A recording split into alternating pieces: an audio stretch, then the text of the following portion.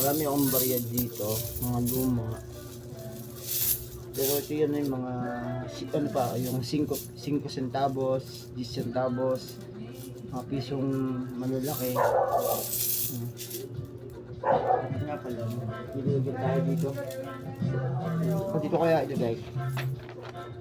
Para makita nyo.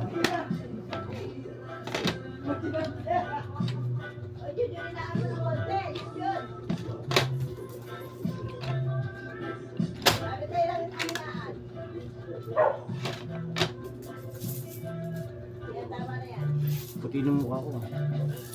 Ganyan liwanag. Hindi naman ganun.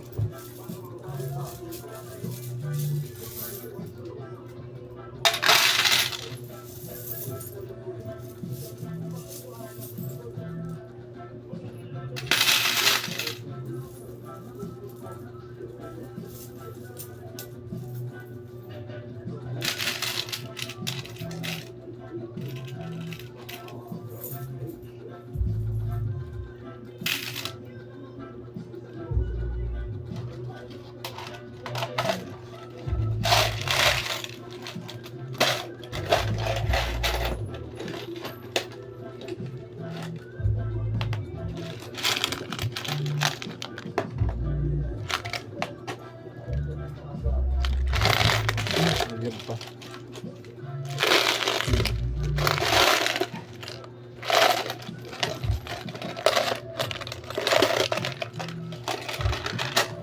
Yan, dahil nga sa mga nakapanood tayo ng mga video na pumapalit ng pera, malaking value, pero hindi naman pala ganun yung pangyayari kasi gusto nila yung pera maganda yung hindi yung may damage na yung tabi-tabi, ayun yung may damage, tapos yung pinakaharap ng pera hindi lumang-luma.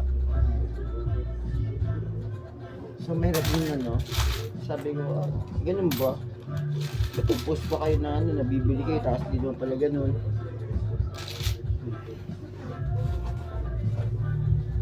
May masusura ka lang.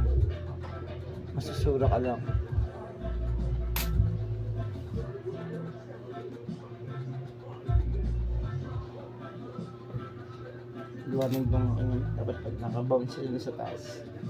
Hindi pag nakaharap. Sobrang liwanag ng ilaw.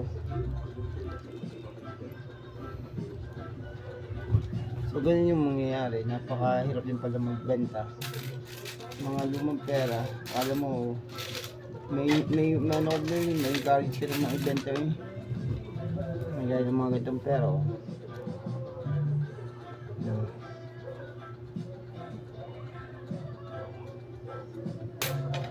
Ayaw mo, jajakpat ka, di naman pala. So that's it. Yung masamang comment mo ba ito, madamang pinagkaiba yun, pabalik sa my channel. That's all.